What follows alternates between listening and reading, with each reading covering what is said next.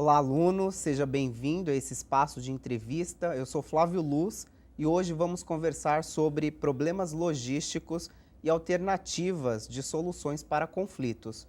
E para esse bate-papo eu recebo o professor Cláudio Vinha.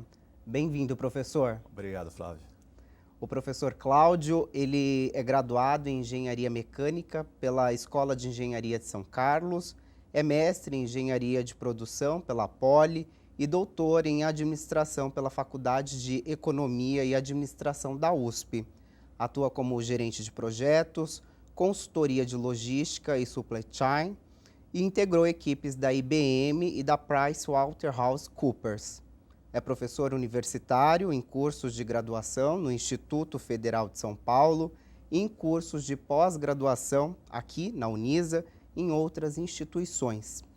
Professor Cláudio, trabalhar com logística de distribuição foi uma escolha pessoal ou o mercado te levou a entrar nessa área? Na verdade, a minha formação é engenharia mecânica, né? Então a minha escolha foi inicialmente trabalhar com automobilística, né? Na área de projetos, mas eu comecei a fazer mestrado em supply chain e aí justamente numa época que estava demandando muitos profissionais de supply chain, de logística, né? Então eu acabei migrando para essa área onde eu me identifiquei mais, né? Que são os desafios da cadeia de suprimentos. Eu não projeto veículos, mas eu trabalho com veículos projetados por outros engenheiros. Tá certo. A logística de transporte e distribuição é um dos grandes desafios da área, né?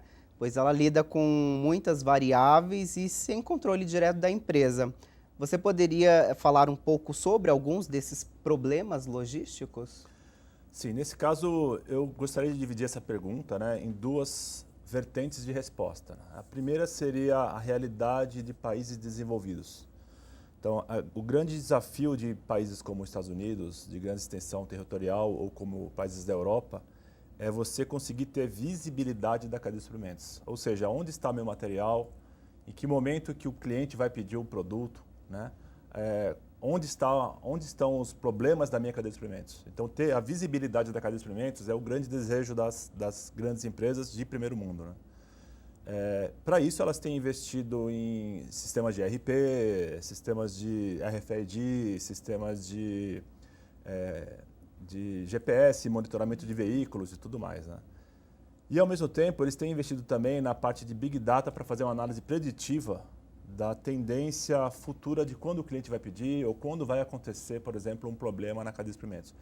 Então, essa é uma realidade de países de primeiro mundo, né? Então, visibilidade. No Brasil, ou em países em desenvolvimento, para não falar terceiro mundo, né? Tem também esse problema, mas antes desse problema tem um outro problema que é justamente a infraestrutura. Então, o Brasil tem problema de rodovias, né, mais básicos, né? Problema de mão de obra, que é mais básico, problema de roubo de cargas, né? Desvios até mesmo dentro do armazém, né? Roubo de armazém, hoje em dia tem roubo de armazém, eles roubam produtos de alta tecnologia, então eles roubam o armazém inteiro, né? Tem problema da carga tributária, não simplesmente por ser muito alta, mas por ser confusa, então você ter crédito e débito de ICMS gera mais necessidade de recursos para controlar isso, né? E, por último, tem também a parte de passivos trabalhistas futuros. Quer dizer, o funcionário que você demitiu hoje, ele pode processar em até 5 anos. Então, você está na mão desse funcionário, se ele quiser te processar, tendo ganho de causa ou não, durante 5 anos futuros. Então, você não sabe, é aquela história, no Brasil, até o passado é incerto, né? Porque você pode ser processado pelo passado no futuro, né? Certo. Uma vez identificados esses principais problemas do processo de distribuição, provavelmente pode surgir um outro, talvez mais difícil de ser administrado. Os conflitos internos nas subdivisões de armazenagem, transporte e distribuição, por exemplo. Como que o profissional pode lidar com essas situações? Conflito entre áreas. Isso. Tá, então, o que acontece é o seguinte, a empresa ela é um organismo, né? Ela deveria ser controlada como se fosse um organismo único com um objetivo único. Porém, para controlar isso é muito complexo. Então, as empresas são subdivididas em centros de custo e cada centro de custo tem um objetivo, né? Tem uma meta de custo e tem indicadores que eles vão correr atrás, né? Então, por exemplo, o pessoal de logística e supply chain vai controlar o nível de estoque. O pessoal de transporte tem que entregar o material, o pessoal de vendas tem que vender e assim vai, né? O que acontece, a meu ver, o principal problema é que esses indicadores não estão alinhados, entende? Então, por exemplo, enquanto vendas busca maior sortimento, mais SKU para vender mais, compras busca comprar em grande escala com menos SKUs. Então você tem um problema de conflito de indicadores.